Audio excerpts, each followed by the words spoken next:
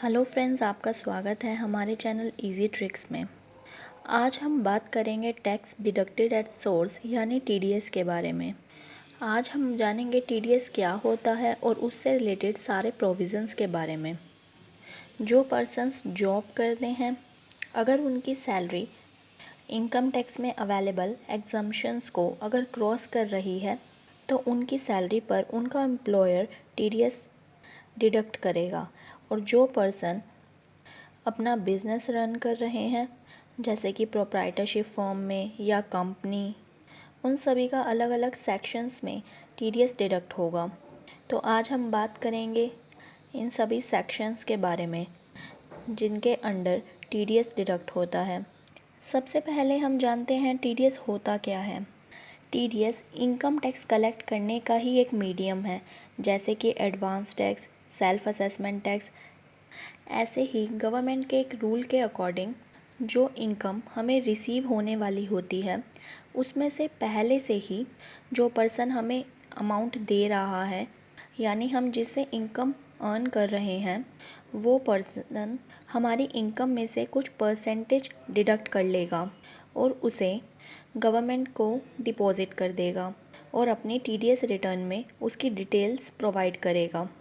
और जब हम अपनी इनकम टैक्स रिटर्न फाइल करेंगे, उस टाइम पर हमारे जहाँ से भी टीडीएस डिडक्ट हुए हैं, जितना अमाउंट भी डिडक्ट हुआ है, वो सभी डिटेल्स अपने इनकम टैक्स रिटर्न में प्रोवाइड कर देंगे, ताकि जो भी हमारा इनकम टैक्स पेबल बन रहा है उसमें से हमारा टीडीएस माइनस हो जाए और जो अमाउंट बचता है वो हम एडवांस टैक्स या सेल्फ असेसमेंट के थ्रू पे कर देंगे।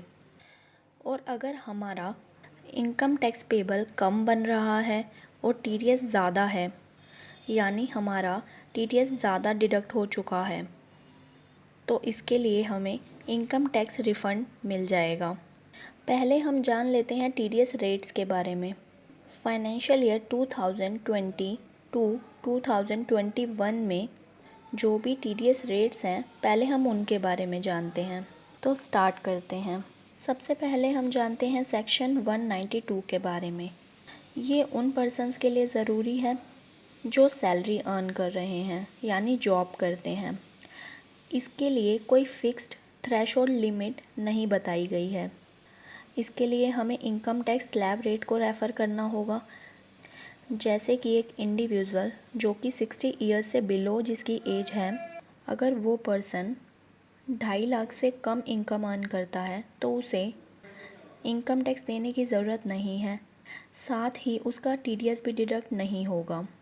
बट अगर कोई पर्सन 2.5 लाख से ऊपर इनकम अर्न कर रहा है, बट अंडर चैप्टर 6A उसको डिडक्शंस अवेलेबल हैं, तो उन डिडक्शंस को क्लेम करने के बाद जो भी इनकम बचती है, यानी कि नेट टोटल इनकम, अगर वो 2.5 लाख से कम है देन टीडीएस डिडक्ट नहीं होगा। बट अगर नेट टोटल इनकम 2.5 लाख से ज़्यादा है तो उस पर टैक्स डिडक्ट होगा, यानी टीडीएस डिडक्ट होगा। इसके लिए एम्प्लॉयर को इनकम टैक्स स्लैब रेट को रेफ़र करते हुए एम्प्लॉय का इनकम टैक्स कैलकुलेट करना होगा और उतना ही जितना इनकम टैक्स बन रहा है उतना ही टीडीएस डिडक्ट करना होगा, as per section 192 of income tax act 1961। Next हम बात करते हैं सेक्शन 192A के बारे में। इसके अंडर अगर कोई employ premature withdrawal from EPF करता है, then employer is liable to deduct his TDS. पहले हम premature withdrawal from EPF के बारे में जान लेते हैं। अगर किसी एम्प्लॉय की जॉब छूट जाती है और एम्प्लॉय 2 मंथ से ज़्यादा के लिए अनएम्प्लॉयड है, देन वो अपना सारा अमाउंट ईपीएफ अकाउंट से विड्रॉ कर सकता है। अगर कोई पर्सन सर्विस में रहते हुए ही अपना ईपीएफ विड्रॉल करना चाहता है तो उसके लिए कुछ कंडीशंस हैं, जैसे कि एक कंडीशन है मैरिज। इसके लिए एम्प्लॉय को 7 इयर्स तक वर्किंग होना चाहिए। And for the marriage of self, son, daughter, brother और sister, he can withdraw up to 50% of employee's share of contribution to EPF. जैसा कि आप जानते होंगे कि पीएफ के दो पार्ट्स होते हैं। एक वो पार्ट जो एम्प्लॉय की सैलरी में से डिडक्ट किया जाता है और ईपीएफ अकाउंट में डिपॉजिट किया जाता है। ये एम्प्लॉय की सैलरी के बेसिक का 12% होता है। साथ ही एम्प्लॉयर भी 12% यानी उतना ही अमाउंट अपने पास से ईपीएफ अकाउंट में एम्प्लॉय के डिपॉजिट करता है। जैसे कि हम बात कर रहे हैं मैरिज के कंडीशन के बारे में। इस कंडीशन में एम्प्लॉय अपने ही शेयर का 50% अमाउंट विड्रॉ कर सकता है। नेक्स्ट कंडीशन है एजुकेशन। इसके लिए भी number of years of service criteria 7 years है। साथ ही एम्प्लॉय अपने शेयर का 50% अमाउंट ही विड्रॉ कर सकता है। इसमें कंडीशन है कि या तो एम्प्लॉय अपनी एजुकेशन के लिए या चिल्ड्रंस की एजुकेशन के लिए after class 10th amount withdraw कर सकता है। इसके लिए एम्प्लॉयर एम्प्लॉय के विड्रॉल का 10% टीडीएस डिडक्ट करेगा। दोनों ही पीरियड में टीडीएस रेट सेम है 10% एज 1 अप्रैल 2020 से 13 मई 2020 तक और 14 मई 2020 से 31 मार्च 2021 तक। दोनों ही पीरियड में इसके लिए 10% से एम्प्लॉयर को टीडीएस डिडक्ट करना होगा। नेक्स्ट हम बात करते हैं सेक्शन 193 के बारे में। सेक्शन 193 दो पार्ट्स में डिवाइडेड है। सबसे पहले तो सेक्शन 193 है जब हम सिक्योरिटी पर इंटरेस्ट रिसीव करते हैं, security like shares, debentures, bonds etcetera. तो इन सिक्योरिटीज़ पर जो भी इंटरेस्ट रिसीव होता है यानी इनकम रिसीव होती है उस पर टीडीएस डिडक्ट होता है। तो इस इंटरेस्ट को थ्रेशहोल्ड लिमिट के बेसिस पर दो पार्ट्स में डिवाइडेड किया गया है। First is interest on security 8% saving taxable bonds 2003 और 7.75% saving taxable bonds 2018 during the financial year. अगर इन दोनों बॉन्ड्स पर हमें कोई इंटरेस्ट रिसीव होता है और वो इंटरेस्ट 10,000 रुपीज़ से ज़्यादा है तो उस पर टीडीएस डिडक्ट होगा। अगर ये इंटरेस्ट हमें रिसीव हुआ है 1 अप्रैल 2020 से 13 मई 2020 तक, देन उस पर 10% से इंटरेस्ट पर टीडीएस डिडक्ट होगा। अगर हमें ये इंटरेस्ट रिसीव हुआ है 14 मई 2020 से 31 मार्च 2021 के बीच में, देन 7.5% से इसके लिए टीडीएस डिडक्ट होगा। ये है पर्टिकुलर इन दो बॉन्ड्स के लिए। अब हम नेक्स्ट बात करते हैं जो कि सेकंड पार्ट है सेक्शन 193 का।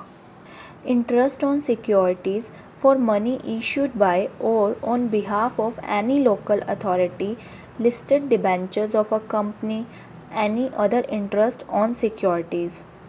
अगर किसी लोकल अथॉरिटी से या लिस्टेड डिबेंचर्स के लिए या किसी अदर सिक्योरिटी के लिए हमें इंटरेस्ट रिसीव होता है तो सेक्शन 193 के इस पार्ट के अंडर उसका टीडीएस डिडक्ट होगा। इसके लिए भी टीडीएस रेट सेम ही है 10% अप टू 13 में और इसके बाद वाले पीरियड के लिए 7.5% से। सेक्शन 193 के दोनों पार्ट्स में टीडीएस का रेट सेम ही रहेगा, ओनली थ्रेशोल्ड लिमिट चेंज है। सेकेंड पार्ट में अगर आप 5,000 से ज़्यादा का इंटरेस्ट रिसीव करते हो तो ही आपका टीडीएस डिडक्ट होगा। नेक्स्ट अब हम बात करते हैं सेक्शन 194 के बारे में। ये है डिविडेंड के लिए। अगर आपको शेयर डिविडेंड रिसीव होता है, अगर वो अमाउंट 5,000 से कम है देन इसके लिए आपका कोई टीडीएस डिडक्ट नहीं होगा। बट अगर आपका अमाउंट इस लिमिट से ज़्यादा है तो अप टू 13 मई तक ये रेट 10% है एंड नेक्स्ट पीरियड के लिए 7.5% है। नेक्स्ट हम बात करते हैं सेक्शन 194 ए के बारे में। इसमें आता है interest from banking company, cooperative society engaged in banking और पोस्ट ऑफिस। अगर किसी बैंक से आपको इंटरेस्ट रिसीव होता है या कोऑपरेटिव सोसाइटी जो कि बैंकिंग के बिजनेस में इन्वॉल्व है, या किसी पोस्ट ऑफिस से अगर आपको कोई इंटरेस्ट रिसीव होता है तो वो सेक्शन 194 ए के अंडर उसका टीडीएस चार्ज होता है। अगर आपको फिक्स डिपॉजिट पर कोई इंटरेस्ट रिसीव होता है देन उसका टीडीएस भी सेक्शन 194 ए के अंडर ही डिडक्ट होगा। अगर आपको ये इंटरेस्ट 40,000 से कम रिसीव होता है तो उसके लिए कोई भी टीडीएस डिडक्ट नहीं होगा, और 40,000 से ज़्यादा होता है देन अप टू 13 मई तक 10% इसका रेट रहेगा, और फॉर सेकेंड टाइम पीरियड इसका रेट 7.5% से रहेगा। फॉर सीनियर सिटीज़न ये थ्रेशोल्ड लिमिट 40,000 से 50,000 तक हो जाती है। यानी कोई भी सीनियर सिटीज़न जो 50,000 से ज़्यादा का इंटरेस्ट रिसीव कर रहे हैं अंडर सेक्शन 194 ए, देन उनका टीडीएस डिडक्ट होगा, अदरवाइज़ उनका टीडीएस डिडक्ट नहीं होगा। इसके अंडर कवर होते हैं deposits with banks, deposit with post office, fixed deposit schemes, recurring deposit scheme etcetera. Section 194 ए का सेकंड पार्ट जो है उसके अकॉर्डिंग हमें अगर इंटरेस्ट रिसीव होता है from any other person then उसके लिए थ्रेशोल्ड लिमिट है 5,000 रुपीज़, और इसके लिए भी रेट सेम रहेगा 10% एंड सेकेंड पीरियड के लिए 7.5%। Next section is section 194 B, winning from lottery. अगर आप लॉटरी से कोई अमाउंट रिसीव करते हैं और वो अमाउंट 10,000 रुपीज़ से ज़्यादा है तो उसके लिए आपका टीडीएस 30% से डिडक्ट होगा। ये 30% rate complete financial year 2020 to 2021 के लिए सेम रहेगा। Next section is section 194 BB, winning from horse race. अगर हॉर्स रेस से आप 10,000 से ज़्यादा अमाउंट रिसीव करते हैं तो उसके लिए भी 30% से ही टीडीएस डिडक्ट होगा। इसके बाद हम बात करते हैं सेक्शन 194 सी के बारे में, जो कि है कॉन्ट्रैक्टर के लिए। इस सेक्शन के अंडर हम पहले इस कॉन्सेप्ट को समझ लेते हैं। जैसे अगर कोई एक कंपनी किसी दूसरी कंपनी को कुछ भी पर्टिकुलर काम के लिए एज अ कॉन्ट्रैक्टर हायर करती है और इसके लिए उसे अमाउंट पे करती है, तो कंपनी अगर एक लिमिट से ज़्यादा का अमाउंट दे रही है जो कि प्रिस्क्राइब्ड अमाउंट है, अगर उससे ज़्यादा का अमाउंट देती है तो टीडीएस डिडक्ट करके अमाउंट देना होगा। एंड इसमें कॉन्सेप्ट आता है सब कॉन्ट्रैक्टर का भी। अगर कंपनी ए ने कंपनी बी को किसी पर्टिकुलर काम के लिए हायर किया है as a contractor and company B उस काम में से कोई एक छोटे से पार्ट को कंपनी सी से करवाती है और उसके लिए कंपनी बी कंपनी सी से कॉन्ट्रैक्टर के बेसिस पे काम करती है, देन कंपनी सी कंपनी ए के लिए कॉन्ट्रैक्टर होगी। इस सेक्शन में कॉन्ट्रैक्टर एंड सब कॉन्ट्रैक्टर दोनों ही कवर होते हैं। अब हम बात करते हैं सेक्शन 194 सी के अंडर टीडीएस डिडक्शन की। इसके लिए पहले हम थ्रेशोल्ड लिमिट देखते हैं। ये लिमिट दो तरह से हो सकती है। First is single transaction and second is consolidated for complete financial year. अगर आपकी सिंगल ट्रांजैक्शन 30,000 से ज़्यादा है तो ही टीडीएस डिडक्ट होगा, और अगर कंप्लीट फाइनेंशियल ईयर में 1 लाख से ज़्यादा का अमाउंट पे किया गया है देन तभी टीडीएस डिडक्ट होगा। टीडीएस डिडक्ट करने के लिए मिनिमम एक क्राइटेरिया फुलफिल होना चाहिए। फॉर एग्ज़ाम्पल, अगर एक कंपनी दूसरी कंपनी से कॉन्ट्रैक्टर का काम करवा रही है और उसने कंप्लीट फाइनेंशियल ईयर में जितने भी बिल्स बनाए हैं वो इंडिविजुअल बिल 30,000 रुपीज़ से कम का है, बट कंप्लीट फाइनेंशियल ईयर में सारे बिल का टोटल 1 लाख से ज़्यादा है, तो जिस डेट से 1 लाख क्रॉस हो जाता है तभी से टीडीएस डिडक्ट किया जाएगा। नेक्स्ट हम बात करते हैं सेक्शन 94C में टीडीएस रेट क्या रहेगा। इंडिविजुअल्स या एचयूएफ के लिए ये रेट 1% से होगा एंड कंपनी के लिए या अदर देन इंडिविजुअल और एचयूएफ ये रेट 2% होगा, जो कि सेकंड पीरियड में कम होकर इंडिविजुअल और एचयूएफ के लिए 0.75% है और कंपनी यानी अदर्स के लिए 1.5%। नेक्स्ट अब हम बात करते हैं सेक्शन 194D के बारे में। अगर आप इंश्योरेंस कमीशन पे करते हैं और उसका अमाउंट 15,000 से ज़्यादा होता है तो अदर देन कंपनी के केस में 5% से टीडीएस डिडक्ट होगा, जो कि बाद में 3.75% हो चुका है एंड कंपनी के केस में ये रेट 10% होगा एंड सेकंड पीरियड में भी ये रेट 10% ही रहेगा। नेक्स्ट सेक्शन है section 194DA, maturity of life insurance policy. अगर आपकी LIC की मैच्योरिटी होती है और आप 1 लाख से ज़्यादा का अमाउंट रिसीव करते हैं देन आपको 5% टीडीएस डिडक्ट होकर अमाउंट रिसीव होगा। अगर आप यही अमाउंट 14 मई 2020 के बाद रिसीव करते हैं तो टीडीएस रेट 3.75% होगा। नेक्स्ट सेक्शन है 194G। इस सेक्शन के अकॉर्डिंग अगर आप लॉटरी से कमीशन रिसीव करते हैं जिसका अमाउंट 15,000 रुपीज़ से ज़्यादा है देन रेजिडेंट के केस में 5% से टीडीएस डिडक्ट होगा, बट आफ्टर 14 मई 2020 ये रेट 3.75% रहेगा एंड नॉन रेजिडेंट के केस में दोनों ही पीरियड के लिए ये रेट सेम होगा, जो कि है 5% से। As per section 194H, commission और brokerage.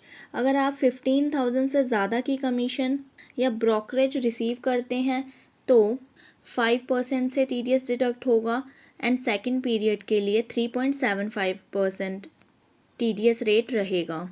Next section is section 194I, rent of plant, machinery, equipment, land and building, furniture and fixture. According to this section अगर रिसीव्ड अमाउंट 2,40,000 से ज़्यादा है देन टीडीएस डिडक्ट होगा।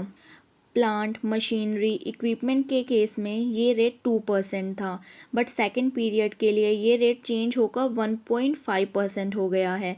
Land and building, furniture and fixture के case में ये rate 10% था and second period में ये रेट 7.5% से है।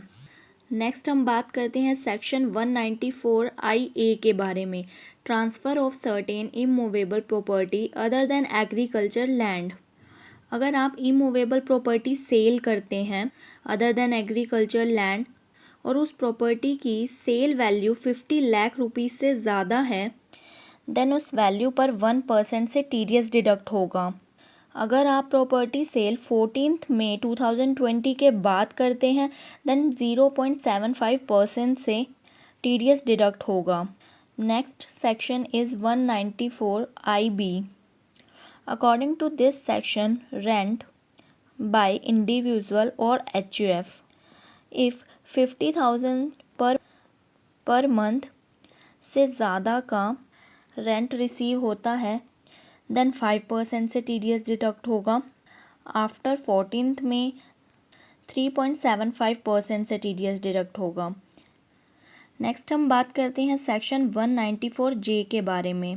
सेक्शन 194J के अकॉर्डिंग प्रोफेशनल फ़ीस पर टीडीएस डिडक्ट होता है। Professional fee includes technical fees with effect from 1 April 2020, payment to call centre operator with effect from 1 June 2017 and directors fees. According to this section अगर इनमें से किसी की भी पेमेंट की जाती है और पेमेंट 30,000 से ज़्यादा है देन टीडीएस डिडक्ट होगा।